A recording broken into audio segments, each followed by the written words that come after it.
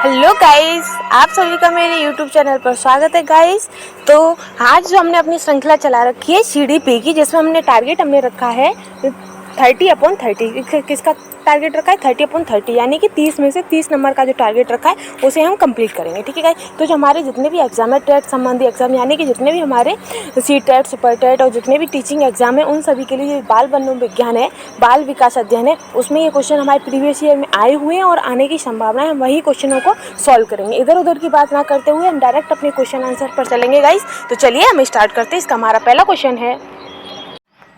Hello guys, तो चलिए हम स्टार्ट करते हैं। हमारी जो CDF की श्रृंखला चल रही है, इसमें हम आपको आज बुद्धि से संबंधित जितने भी हमारे पूर्व परीक्षाओं में क्वेश्चंस आए, जितने भी टेट है और CTET, सुपर टेट है, जो भी हुए और जितने भी हुए, उनके जो पिछली प्रीवियस ईयरली में जो भी क्वेश्चंस आए हमारे बुद्धि से संबंधित, उनका हम अध्ययन करेंगे। चलिए गाइस हम स्टार्ट करते हैं। इसमें हमारा पहला क्वेश्चन है कि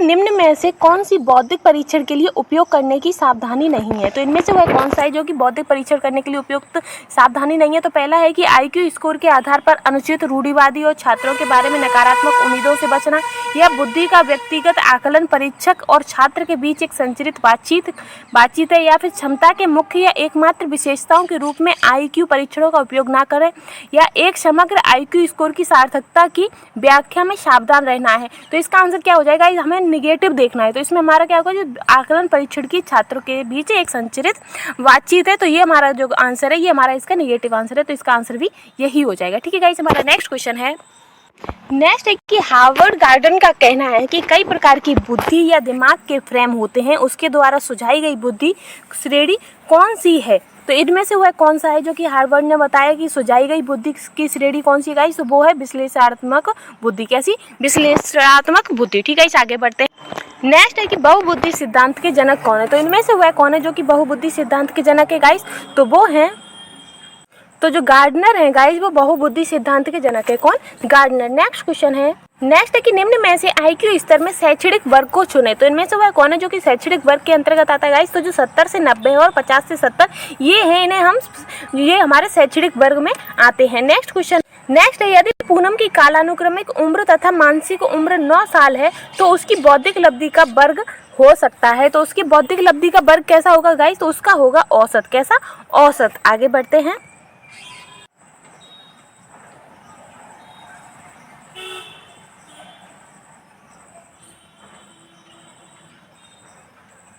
नेक्स्ट है कि व्यवहारिक बुद्धि को कहा जाता है। तो व्यवहारिक बुद्धि को क्या कहते हैं गाइस? तो व्यवहारिक बुद्धि को कहते हैं मूर्त बुद्धि। क्या कहते हैं व्यवहारिक बुद्धि को? मूर्त बुद्धि। नेक्स्ट क्वेश्चन है कि बुद्धि के त्रिआयामी सिद्धांत के अनुसार बुद्धि के कारकों की संख्या है। तो बुद्धि के कारकों की संख्या कितनी है गाइस? तो 120 है। कितनी?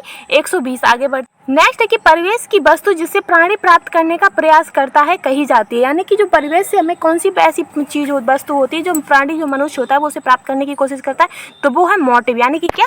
प्रेरणा। आगे बढ़ते हैं। नेक्स्ट है कि प्राय बालकों की बुद्धि का मापन किया जा सकता है। जो बच्चे होते हैं उनका मापन हम बुद्धि का कैसे कर सकते हैं? या कि वाचिक समूह बुद्धि परीक्षणों के द्वारा, या वाचिक समूह बुद्धि परीक्षणों के द्वारा, या वाचिक व्यक्तिगत बुद्धि परीक्षणों के द्वारा, या वाचिक व्यक्तिगत बुद्धि परीक्षणों के द्वारा। तो गाइस इसका आंसर हो जाएगा पहला और तीसरा, यानी कि A और C। क्या होगा इसका आंसर? A और C, जिससे हम क्या कहते हैं, बच्चों के बौद्धिक परीक्षण कर सकते हैं। ठीक है गाइस, A और C ये दोनों इसका आंसर होगा। नेक्स्ट है कि निम्न में से कौन सी बुद्धि परीक्षण के दुरुपयोग का संकेत देता है। तो इनमें से वह कौन सी है जो कि बुद्धि परीक्षण के दुरुपयोग का संकेत करता है। तो पहला है कि उन्नति के लिए मापन में सहायक है, या बुद्धि लब्धि का लेवल बालकों पर लगातार अध्यापक अपनी अकुशलता को छिपाते हैं, या बालकों को वर्गीकृत करने में या अधिगम प्रक्रिया को बेहतर बनाने के लिए। तो इसका क्या कहते हैं, दुरुपयोग क्या है कि जो बुद्धि लब्धि का जो लेवल होता है, उसके जो टीचर होते हैं वो अपनी असफलता को बच्चों की नाकामियां से छुपाते हैं। तो ये जो कारण है, ये हमारा इसका दुरुपयोग होता है। आगे बढ़ते हैं। नेक्स्ट है कि गिलफोर्ड ने अभिसारी चिंतन पद का प्रयोग किसके समान अर्थ में किया है। तो गिलफोर्ड ने अभिसारी चिंतन का पद का प्रयोग जो है वो किसके समान किया है गाइस? तो उन्होंने किया है बुद्धि का, या बुद्धि एवं सृजनात्मकता का, या सृजनात्मकता का, या इनमें से कोई नहीं। तो इसका आंसर हो जाएगा गाइस सृजनात्मकता। क्या? सृजनात्मकता के पद पर उन्होंने अभिसारी चिंतन का प्रयोग किया है, क्योंकि अभिसार का मतलब होता है इस जगह से हम अपने ज्ञान को चारों तरफ फैला रहे हैं। तो ये हो गया हमारा अभिसार। तो जो सृजनात्मकता। आगे बढ़। नेक्स्ट है कि सामान्य तथा विशिष्ट कारक सिद्धांत का प्रतिपादन किया है? तो जीएस कारक का जो सिद्धांत है वो गाइस किसने दिया है गाइस? वो दिया है स्पीयरमैन ने। तो ये सामान्य तथा विशिष्ट कारक सिद्धांत किसने दिया है? तो स्पीयरमैन ने। नेक्स्ट क्वेश्चन है, नेक्स्ट है कि बुद्धि लब्धि संप्रत्य विकसित किया है? तो बुद्धि लब्धि संप्रत्य गाइस किसने विकसित किया है? तो इसका आंसर हो जाएगा, किसने विकसित किया है? टर्मन ने। आगे बढ़ते हैं। नेक्स्ट है कि जिन बालकों की बुद्धि लब्धि है साधारणतः उन्हें मानसिक न्यूनता ग्रसित की श्रेणी में रखते हैं, यानी कि इसमें से वह कौन सी बुद्धि लब्धि है जो कि अगर उसे हम मानसिक न्यूनता ग्रसित की श्रेणी में रखेंगे, मानसिक न्यूनता, तो वो है जो 70 से कम, यानी कि जो 70 से कम की बुद्धि लब्धि जिनकी होती है उन्हें हम मानसिक न्यूनता ग्रसित की श्रेणी में रखते हैं। आगे बढ़ेंगे। नेक्स्ट है कि बच्चों में अमूर्तमान प्रत्ययों को ग्रहण करने की योग्यता होती है। जो बच्चे होते हैं उनमें अमूर्तमान प्रत्ययों को ग्रहण करने की योग्यता होती है। कैसी योग्यता होती है गाइस? तो वो प्रतिभाशाली होते हैं। कैसी? प्रतिभाशाली, क्योंकि वो अमूर्त वस्तुएं उन्हें दिखाई नहीं दे रही लेकिन उनकी संप्रत्तियों को भी वो ग्रहण कर रहा है, यानी कि वो बहुत प्रतिभाशाली बालक है। आगे बढ़ते हैं। नेक्स्ट है कि निम्न में से कौन कथन बुद्धि के बारे में सत्य नहीं है? तो इनमें से वह कौन सा कथन है जो कि बुद्धि के बारे में सही नहीं है? तो पहला है कि यह एक व्यक्ति की मानसिक क्षमता होती है, तो ये सही है। ये एक सामंजस्य अनुकूलन स्थापित करने की सहायक होती है, तो ये भी सही है। यह व्यवहार की गुणवत्ता की में आंकी जाती है, तो ये भी सही है। स्थायी और अपरिवर्तनशील विशेषता है, तो नहीं गाइस, जो हमारी बुद्धि होती है वो अस्थायी होती है और अपरिवर्तनशील होती है। हमारी बुद्धि हमेशा चेंज होती रहती है, इसलिए गाइस तो इसका आंसर हो जाएगा डी। आगे बढ़ते हैं। नेक्स्ट है कि अंतर्वैयक्तिक वृद्धि को प्रदर्शित करने वाला व्यवहार है। तो अंतर्वैयक्तिक वृद्धि को प्रदर्शित करने वाला व्यवहार कौन सा गाइस? तो पहला है कि दूसरे के अंतर्मन की इच्छाओं में मनसा का पता लगाना, या दूसरे के मूड को भांप लेना, या मिलते जुलते संवेगों तथा उदासी या पछतावा के भेद का पता करना, या दूसरों के विचारों और व्यवहारों को प्रभावित करने के लिए उनसे संबंधित जानकारी का उपयोग करना। तो इसका आंसर हो जाएगा गाइस कि मिलते जुलते संवेगों तथा उदासी एवं पछतावा में भेद कर पाना। ठीक है गाइस, आगे बढ़ते हैं। नेक्स्ट है कि मानसिक आयु के प्रत्यय का सर्वप्रथम प्रयोग किया था। तो मानसिक आयु के प्रत्यय का सर्वप्रथम प्रयोग किसने किया था गाइस? तो वो किया था बिने साइमन ने। किसने? बिने साइमन ने। नेक्स्ट क्वेश्चन है, नेक्स्ट है कि निम्नलिखित में से कौन सा कौशल भावात्मक बुद्धि से संबंधित नहीं है? इनमें से वह कौन सा कौशल है गाइस जो कि भावात्मक बुद्धि से संबंधित नहीं है? तो वो कौन सा होगा कि भावनाओं के प्रति जागरूकता, या भावनाओं का प्रबंधन, या भावनाओं की आलोचना, या फिर कक्षा सहपाठियों के साथ मैत्रीपूर्ण व्यवहार। तो इसका आंसर हो जाएगा कि जो भावनाओं की आलोचना होती है ये हमारी भावात्मक बुद्धि से संबंधित नहीं है। नेक्स्ट है कि निम्न में से कौन सा स्टर्नबर्ग का बुद्धि का त्रिस्तरीय सिद्धांत का एक रूप है? किसका? स्टर्नबर्ग की बुद्धि का त्रिस्तरीय का एक सिद्धांत है, तो वो है गाइस व्यवहारिक बुद्धि। कौन सा? व्यवहारिक बुद्धि। आगे बढ़ते हैं। नेक्स्ट है कि बहुबुद्धि सिद्धांत के प्रवर्तक गार्डनर ने बुद्धि के कितने प्रकार माने हैं? तो गार्डनर ने बुद्धि के कितने प्रकार माने हैं गाइस? तो 7 प्रकार माने हैं। कितने? 7। नेक्स्ट क्वेश्चन, नेक्स्ट है कि बहुबुद्धि सिद्धांत को वैध नहीं माना जा सकता क्योंकि वह विशिष्ट परीक्षणों के अभाव में भिन्न बुद्धियों का मापन संभव नहीं है। यह सभी 7 बुद्धियों को समान महत्व नहीं देता है।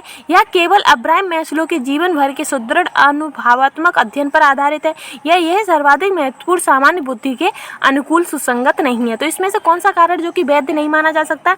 तो वो है कि विशिष्ट परीक्षणों के अभाव में भिन्न बुद्धियों का मापन संभव नहीं है। तो इसका आंसर हो जाएगा ए। नेक्स्ट क्वेश्चन, नेक्स्ट है कि संवेगात्मक बुद्धि बहुबुद्धि सिद्धांत के किस क्षेत्र के साथ संबंधित है? तो हमारी ये जो संवेगात्मक बुद्धि होती है वो किस क्षेत्र के साथ संबंधित है गाइस? तो इसका आंसर हो जाएगा अंतर्वैयक्तिक और अंतर्वैयक्तिक बुद्धि से संबंधित है। ठीक है, आगे बढ़ते हैं। नेक्स्ट है कि निम्नलिखित में से कौन सा निरीक्षण हार्वर्ड के बहुबुद्धि बुद्धि सिद्धांत का समर्थन करता है? तो कौन सा सिद्धांत है गाइस? तो वो है व्यक्ति। कौन सा? व्यक्ति। आगे बढ़ते हैं। नेक्स्ट है कि बुद्धि वह तत्व है जो सब मानसिक योग्यताओं में समान रूप से सम्मिलित रहता है। यह परिभाषा इस शताब्दी की सबसे महत्वपूर्ण मनोवैज्ञानिक खोज का प्रतिष्ठान करती है। तो यह कथन किसका है गाइस? तो यह कथन है रेक्स एवं नाइट का। ये कथन किसने कहा था? रेक्स एवं नाइट ने। आगे बढ़, नेक्स्ट है कि बुद्धि की गुणवत्ता स्नायु तंतुओं की मात्रा पर निर्भर रहती है। तो बुद्धि की मात्रा सिद्धांत से संबंधित यह कथन किसका है? तो जो ये कथन है गाइस ये बुद्धि की मात्रा सिद्धांत से संबंधित है और ये कथन किसने कहा था गाइस? तो ये कथन कहा था थॉर्नडाइक ने। किसने? थॉर्नडाइक ने। आगे बढ़ते हैं। नेक्स्ट है कि बिने साइमन परीक्षण द्वारा मापन किया जाता है। तो जो बिने साइमन है गाइस उनके द्वारा जो परीक्षण किया जाता है तो वो किसका? तो वो विशिष्ट बुद्धि का मापन किया जाता है। नेक्स्ट है कि निम्नलिखित में से कौन सा आलोचनात्मक दृष्टिकोण बहुबुद्धि सिद्धांत से संबंधित नहीं है? तो इनमें से वो कौन सा आंसर है गाइस जो कि आलोचनात्मक दृष्टिकोण से बहुबुद्धि सिद्धांत का नहीं है? तो वो है कि प्रतिभाशाली विद्यार्थी प्राय एक क्षेत्र में ही अपना विशिष्ट प्रदर्शित कर सकते नहीं, क्योंकि जो प्रतिभाशाली बच्चे होते हैं वो चारों तरफ ही अपनी प्रतिभा दिखाते हैं, न कि किसी एक क्षेत्र में। तो आगे बढ़ते हैं। नेक्स्ट है कि किसने सबसे पहले बुद्धि परीक्षण का निर्माण किया था? तो इनमें से वह कौन है जिसने सबसे पहले बुद्धि परीक्षण का निर्माण किया था गाइस? तो जो अल्फ्रेड विने हैं उन्होंने सबसे पहले बुद्धि परीक्षण का निर्माण किया था। आगे तो गाइस जो गिलफोर्ड के बुद्धि संबंधी मॉडल में तो निम्न में से कौन सा आयाम संबंधित नहीं गाइस, तो जो विशिष्ट तत्वों का जो क्या कहते हैं आयाम है वो उससे संबंधित नहीं है। नेक्स्ट क्वेश्चन, नेक्स्ट की कक्षा एक्स में अध्ययनरत विद्यार्थी की वार्षिक कक्षा में वार्षिक परीक्षा में 20% अंक आए हैं, तो जो कि उसकी योग्यता की दृष्टि से बहुत ही कम थे, तो यह उदाहरण निम्न में से किसका है? तो निम्न उपलब्धि का या अल्प बुद्धि का या असंतोष उपलब्धि का या फिर असंतोषजनक व अल्प बुद्धि का? तो इसका आंसर हो जाएगा गाइस अल्प बुद्धि, सॉरी गाइस अल्प उपलब्धि का। ये उदाहरण किसका है? अल्प उपलब्धि का गाइस। ठीक है गाइस, तो गाइस हमारी ये श्रृंखला यहीं समाप्त होती है। ये क्वेश्चन जो क्या कहते हैं आपके प्रीवियस ईयर से संबंधित सारे क्वेश्चन है, तो ये आपके टेट सीटेट सुपरटेट सभी एग्जाम के लिए मोस्ट इंपॉर्टेंट क्वेश्चन है गाइस। अगर आपको लगता है कि मैं आपको सही से समझा पा रही हूँ, सही से पढ़ा रही हूँ, तो प्लीज़ मेरे चैनल को सपोर्ट कीजिए और मेरे चैनल को सब्सक्राइब कीजिए। Thank you guys.